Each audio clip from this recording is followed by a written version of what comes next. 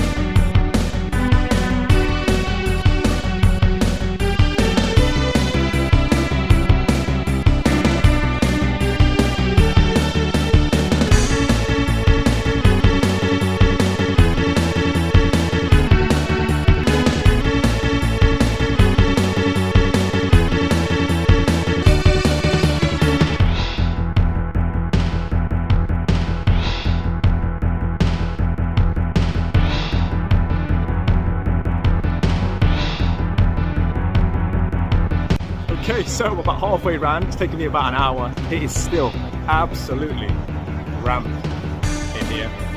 It's taking me so long to get round because it's busy, but also I keep seeing people who watch the channel, other YouTubers. Yeah, really enjoying it. Picked up a nice couple of bits, had a couple of gifts, which is great. But right, let's see what else we can find.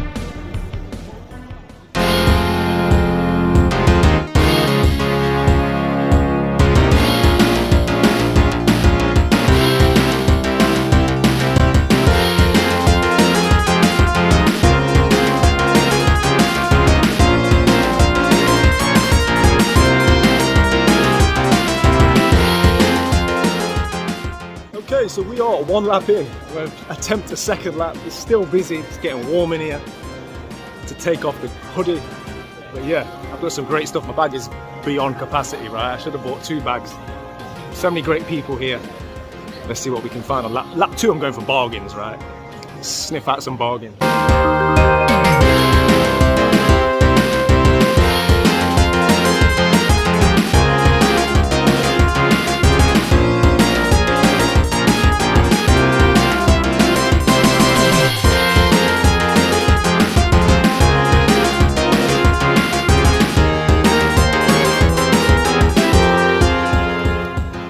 And I am out. And guys, I've got 3 bags full of stuff.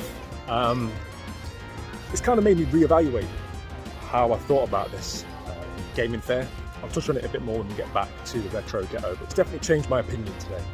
And I've got some amazing stuff. So let's head back, let's show you what I got, and let's talk about the Doncaster Game Fair.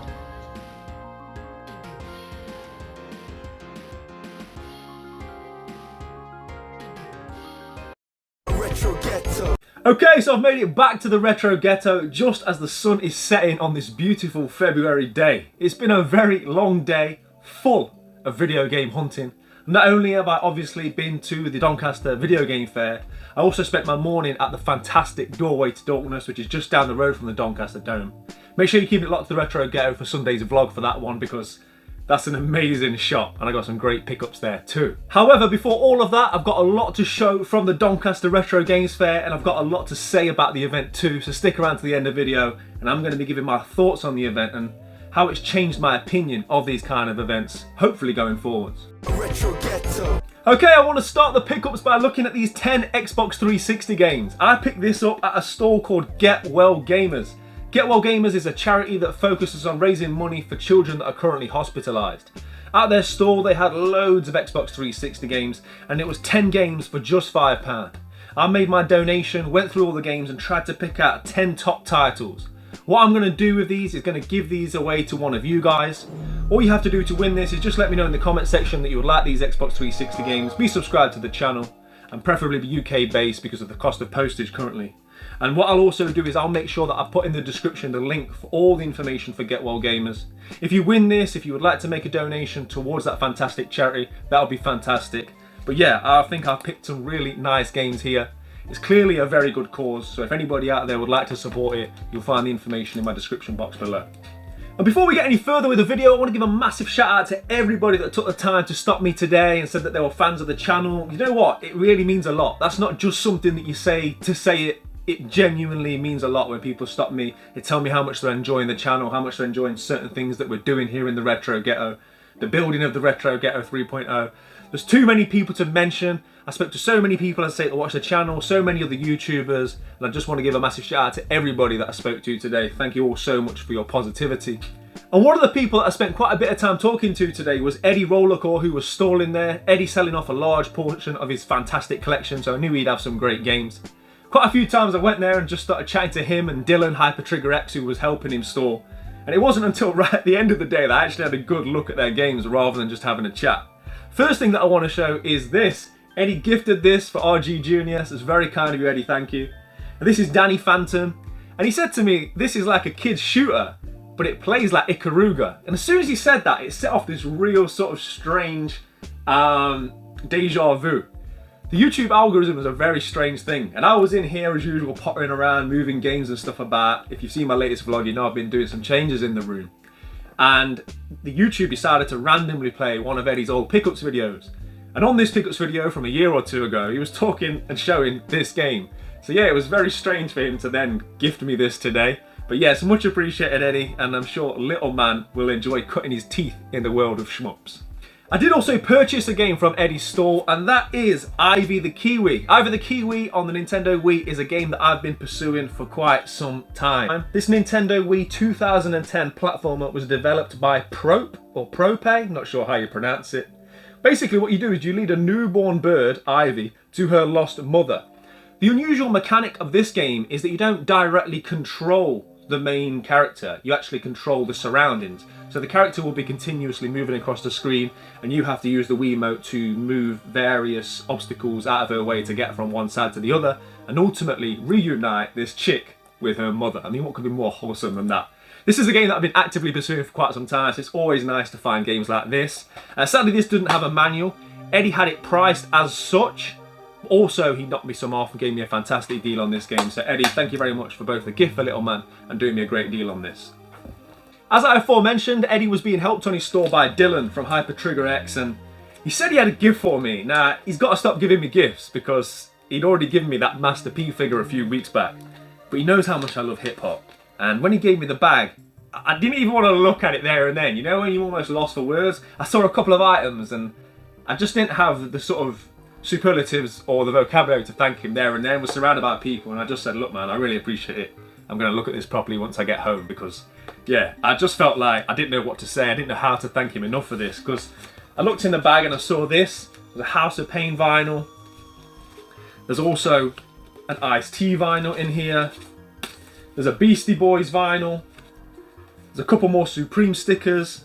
As much as I appreciate the vinyl and I'm very happy to add it to my hip hop collection, these are what really kind of had me stumped for words. Recently, I've been thinking about buying cassette tapes. I don't think I've expressed it on the vlog, so it was just pure chance that Dylan decided to give me these. But he had some tapes in the bag, and these are classic hip hop album tapes. We've got Ice Cube's The Predator, De La Soul, 3 Feet High and Rising, and this one, which, yeah, this is like the pick of the bag. This is what I saw when I had a quick look in when he gave it to me, and that is Snoop Dogg's Doggy Style, the full album on tape. I mean, look at that artwork. The Death Row Records on the cassette itself, I'm honestly made up. I said to him, as much as this is a free gift, this is probably going to birth a new collection that's probably going to cost me a lot of money over the next few years, but very, very happy with these. Dylan, I can't thank you enough. It's very kind of you. As I say, this is the second gift now that Dylan's bestowed upon me, and I would love in some way to pay him back, but Dylan's a man of exquisite taste, and he likes his Japanese shooters, and I don't have a plethora of Japanese shooters lying around to be able to gift him any, but I'm going to try and work something out to pay him back for his generosity. Thanks again, mate. Retro Ghetto. Now, one of the monikers that you'll often hear me recite on this channel is that any day you find a box Super Nintendo game is a good day. Well, today was doubly good because I found 2 box Super Nintendo games from the same seller. Shout out to you, sir. I didn't catch his name, but I do remember he was wearing that fantastic Broken Sword original promo t-shirt.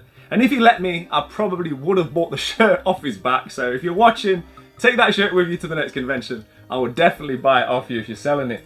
However, I was so happy to pick up these 2 games. They're both really well priced. The first one is Pebble Beach Golf Links. I've not got much to say about it. It's a golf game. It is what it is. It's just another one from my Super Nintendo collection.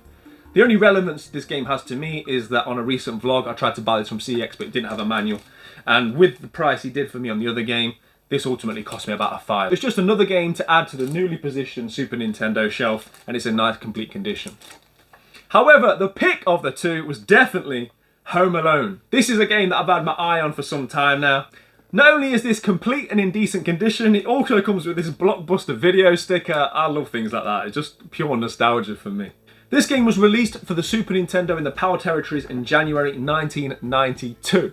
And of course, with most movie adaptations, it's a platformer. And it's not the best platformer. However, I love the movie. Me and little man and the family now sort of watch that every Christmas. And it's just definitely a game that I needed to have in my collection.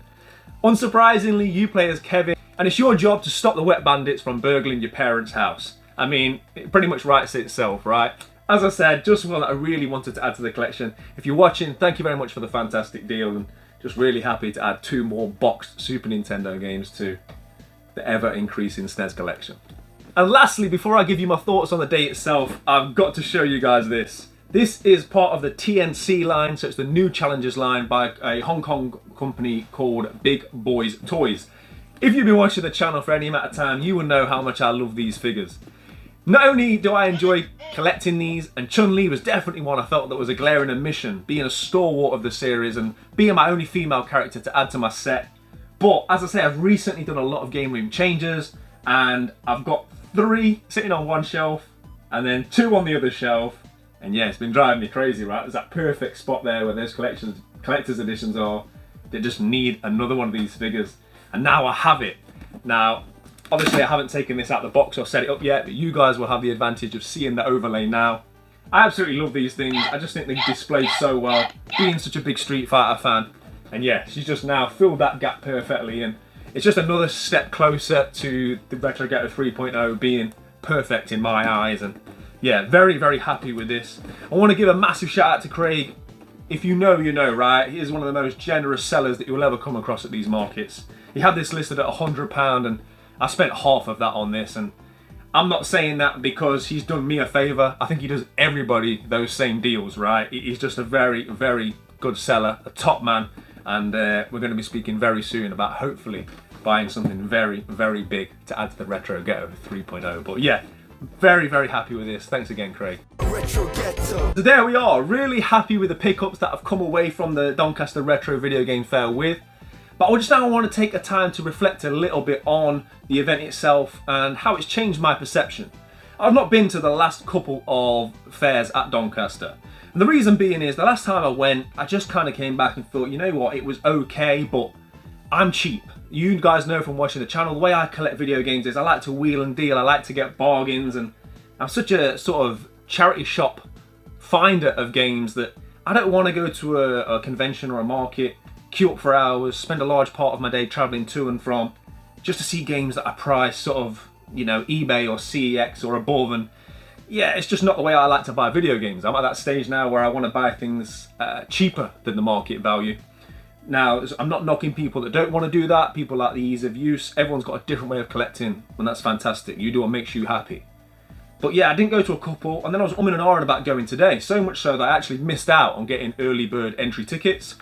So what I thought to myself was I'd go a little bit later on, let the rush die off, go when it's a bit quieter, he says, and find some bargains.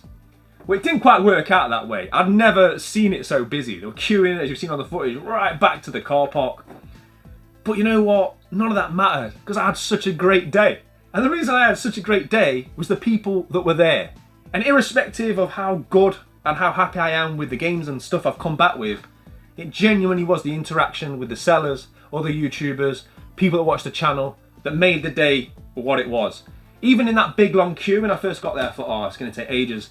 I was stood next to 3 guys that watched my channel, and we had like a great chat the whole way through, which really helped the time to pass. And as I say, so many people I interacted with throughout the day that had nothing but positive things to say about collecting, about games, and about watching my channel. And yeah, I kind of driving back in the car and I was smiling, and I kind of realised I wasn't smiling because of the games that I've bought, which is what I used to do before I was on YouTube. I was kind of smiling with the sense of elation of the day that I'd had and how much I've enjoyed myself and how much I enjoyed the interactions of all the people that, you know, I spoke to throughout the day. And ultimately it's changed my mindset, right? So before, when I was thinking game fairs probably aren't for me, just simply because I don't want to be paying those kind of prices, on the whole, there are bargains if you look hard enough.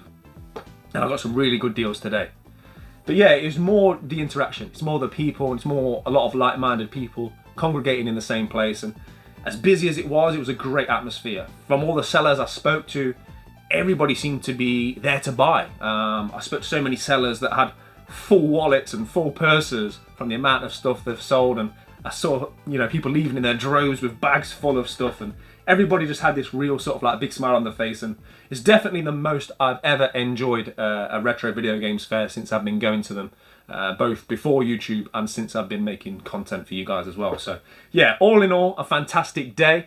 Not only that, I had that amazing hunt beforehand at Doorway to Darkness, which is just, yeah, it's a jaw-dropping shop, it really is. So all that content's going to be on Sunday's vlog. But everybody that took the time to speak to me again, I really appreciate you, thank you very much. Everybody that's taken the time to watch this, I appreciate, thank you very much. Play your games, keep it retro. I'll see you all on Sunday, take care. Retro Ghetto.